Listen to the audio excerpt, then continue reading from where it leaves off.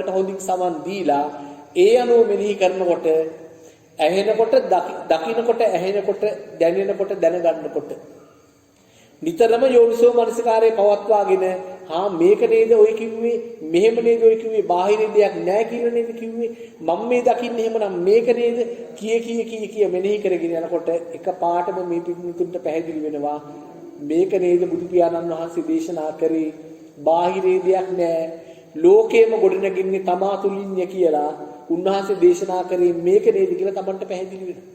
අන්න ඒ පැහැදිලි දර්ශනය දැක්ම ඒ දර්ශන ඥානය ගත්තනම් මේ පින්නතුන් ප්‍රමාණවත් ආපහු නවතින්නේ නැතුව ඉදිරි ගමනක් යනවා.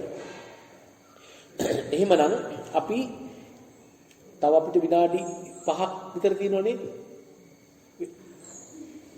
විනාඩි 5ක් විතර තියෙනවා මම හිතන්නේ. දැන් කමන්න මගේ වෙලාව තියෙනවා.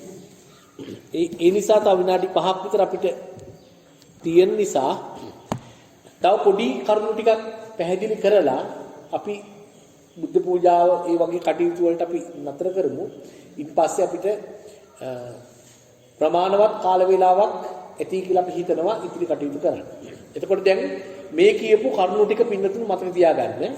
දැන් අපි මුලින්ම කිව්වා අපි චතුරාර්ය සත්‍ය ධර්මය අවබෝධ නොකළ නිසාය මේ සතර සැරිසරන්නේ. ඊට පස්සේ ඒක පොඩ්ඩක් පැත්තකින් තිබ්බා. මතකෙදිනේ? ඒක පොඩ්ඩක් පැත්තකින් තියලා අපි ගත්තා සම්මා දිට්ඨිය, සෝතාපන්න ඵලය. දැන් සම්මා දිට්ඨිය කියන්නේ මොකක්ද? සම්මා දිට්ඨිය කියන්නේ මොකක්ද? කතමංචා උසෝ සම්මා දිට්ඨි. සම්මා දිට්ඨි කියන්නේ මොකක්ද? සම්මා දිට්ඨි කියන්නේ බුදුරජාණන් වහන්සේ කියනවා දුක්ඛේ ඥානං, දුක්ඛ සමුදය ඥානං, දුක්ඛ නිරෝධේ ඥානං, දුක්ඛ නිරෝධගාමිනී පටිපදාය ඥානං.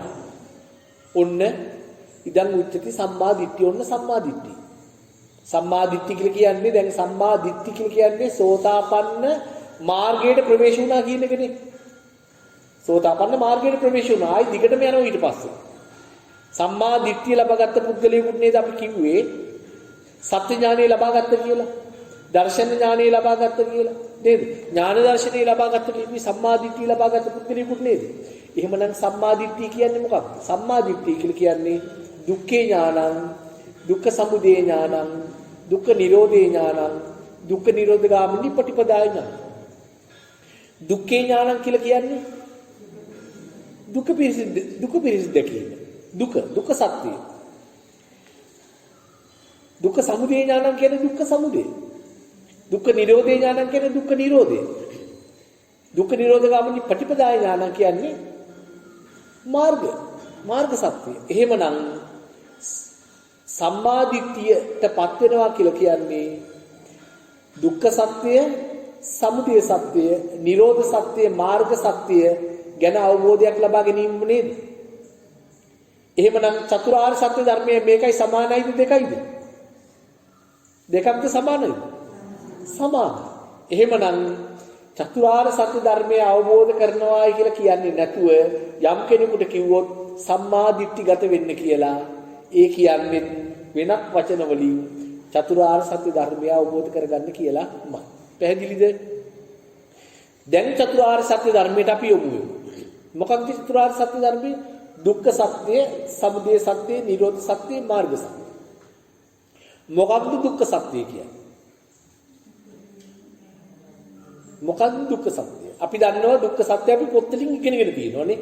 ජාතිපි දුක්ඛා, ජරාපි දුක්ඛා, ව්‍යාධිපි දුක්ඛෝ, මරණම්පි දුක්ඛං, අප්පියේහි සම්පයෝගෝ දුක්ඛෝ, පියේහි විප්පයෝගෝ දුක්ඛෝ, යම්පි චන්න ලපති තම්පි දුක්ඛං, සංකිට්ඨේන පංච උපාදානස්කන්ධා දුක්ඛං. ඔන්න දුක්ඛ සත්‍ය බුදුරජාණන් වහන්සේ සවිස්තරාත්මකව කිව්වා. ජාතිපි දුක්ඛා, ජරාපි දුක්ඛා. ජාතිපි දුක්ඛා කියන්නේ ඉපදීම දුක. ජරාපි දුක්ඛ. ජරාවටපත් වීම දුක. ව්‍යාධිපි දුක්ඛ. ලෙඩවීම දුක. මරණම්පි දුක්ඛ. මරණයටපත් වීම දුක. අප්‍රියෙහි සම්පයෝගෝ දුක්ඛෝ.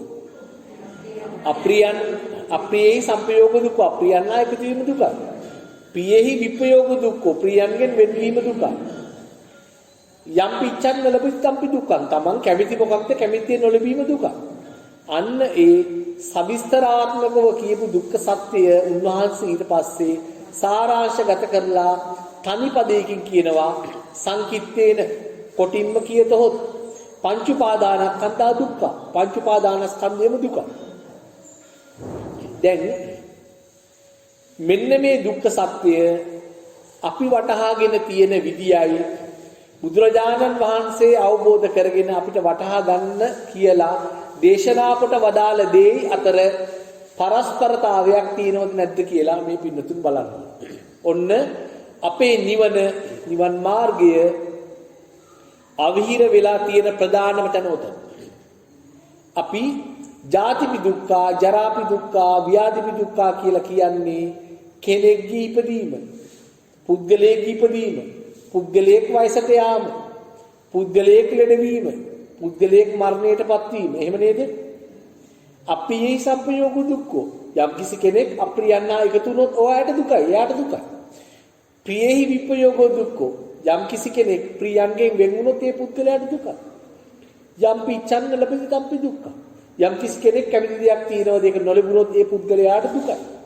සංකිට්ඨේන පංච උපාදානස්කන්ධා කොටින්ම කියතොත් පංච උපාදානස්කන්ධයම දුකයි. පංච උපාදානස්කන්ධයේ පංචස්කන්ධය කියලා අරගන්නේ මොකක්ද? මේ බඹයක් බබළුන ශරීරය අරගන්නවා. සත්‍යයක් පුද්ගලයෙක්ම නෙමෙයි, ශරීරය තමයි පංච උපාදානස්කන්ධය. එහෙම නේද ගන්නෙ? එහෙම ගන්න.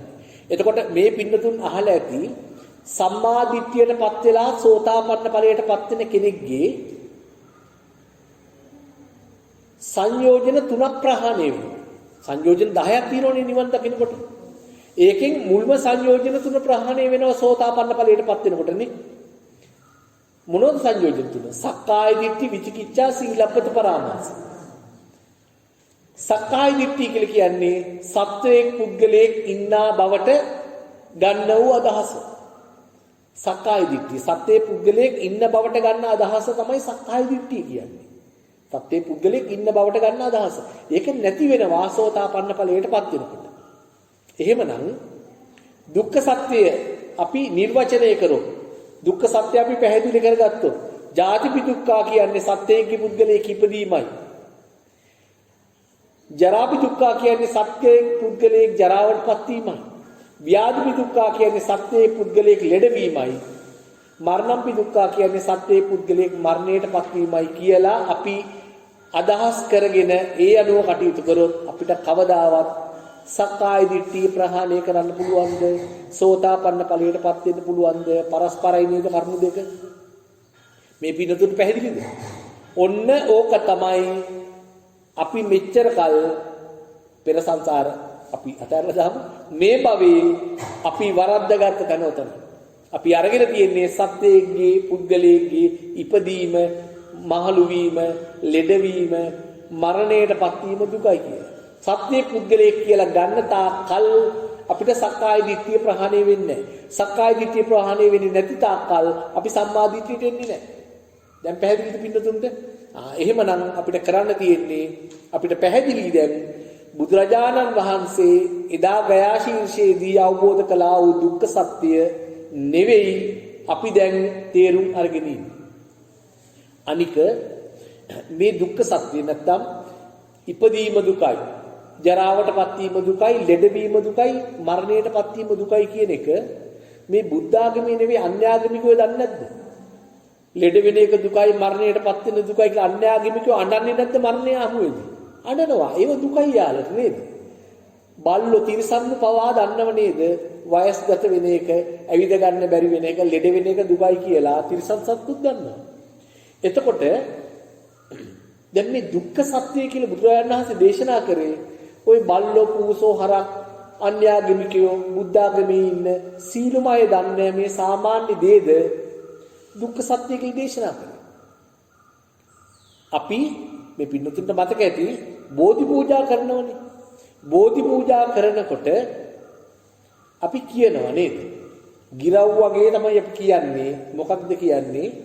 දුක්ඛේ ඥානං බුද්ධ ඥානං, දුක්ඛ සමුදය ඥානං බුද්ධ ඥානං, දුක්ඛ නිරෝධේ ඥානං බුද්ධ ඥානං, දුක්ඛ නිරෝධ ගාමිනී ප්‍රතිපදාය ඥානං බුද්ධ ඥානං කියලා කියනෝනේ. දුක්ඛේ ඥානං බුද්ධ ඥානං.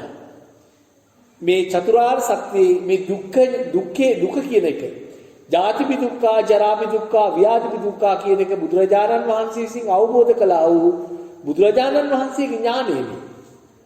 ඉතින් දැන් අන්‍යාගමිකයෝ දන්නවනම් අර තිරිසන් සත්තුත් දන්නවනම් ඕකද ගයා ශීර්ෂයේදී උන්වහන්සේ අර දසමරුන් පරදවලා අවබෝධ කරේ ඕකද? මේ පින්නතුන්ට හිතන්න පුළුවන්කම තියෙන්න ඕනේ නෑ. වරද්දාගෙන තියෙන්නේ කවුද? අපි වරද්දාගෙන තියෙන්නේ.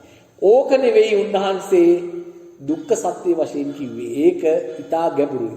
අන්න දුක්ඛ සත්‍ය අවබෝධ කරා නම් ඊතුරු සත්‍ය තුනක් ඒ එක්කම පෙරපසු නැතුවම අවබෝධ වෙනවා. උතුම් වූ සම්මා දිට්ඨියටපත් වෙන්න ඒකමයි ප්‍රමාණවත් වෙන්නේ. එහෙමනම් ඒ සඳහා අවශ්‍ය ඉඩකඩ අපි විවර කරමින් බුද්ධ පූජාමය කටයුතු සඳහා අද දවසේ අපේ ධර්ම සාකච්ඡාවේ පළවෙනි කොටස අවසන් කරනවා. මේ පින්නතුන්ට දැන් වැටහෙන්න ඕන ඉන්නේ මොනතරම් මිත්‍යා දෘෂ්ටියකද කියලා දැන් පැහැදිලි ඇති. දුක්ඛ සත්‍ය දන්නේ නැහැ අපි නේද? ඒ නිසා දුක්ඛ සත්‍ය හරියට දැකගත්තොත් ඒක සම්මා දිට්ඨියයි කියලාත් පැහැදිලි කරනවා නම් අපි බොරු කියන්නේ නැත්තම් මොකද අටසිල් සමාදන්ුත් වෙලා අනිවාර්යයෙන්ම බොරුවක් නොකියන බව සත්සුදක්ෂේ පැහැදිලි නම් ඔය දුක්ඛ සත්‍ය හරියට වටහා ගත්තොත් එතනම තමයි අපේ නිවනේ ආරම්භය තියෙන්නේ. එහෙමනම් දැන් යම් ප්‍රපමණකින් නිදිමත ගතිය හිතපු පින්නතුන්ට ඉන් පස්සේ හොඳ අවබෝධයෙන් යුක්තව අහගෙන හිටියොත් මං හිතන්නේ ඒ ප්‍රමාද උනේ නෑ කියලා අපිට හිතන්න පුළුවන්. එහෙමනම් අපි මේ ධර්ම දේශනේ පළවෙනි කොටස අවසන් කරනවා. සිල් දෙනාම සූපත් වේවා, අපේ උතුම් වූ ප්‍රාර්ථනයට ළඟා වීමට හැකියාව ලැබේවා කියලා සාදුකාරයක් දෙන්න.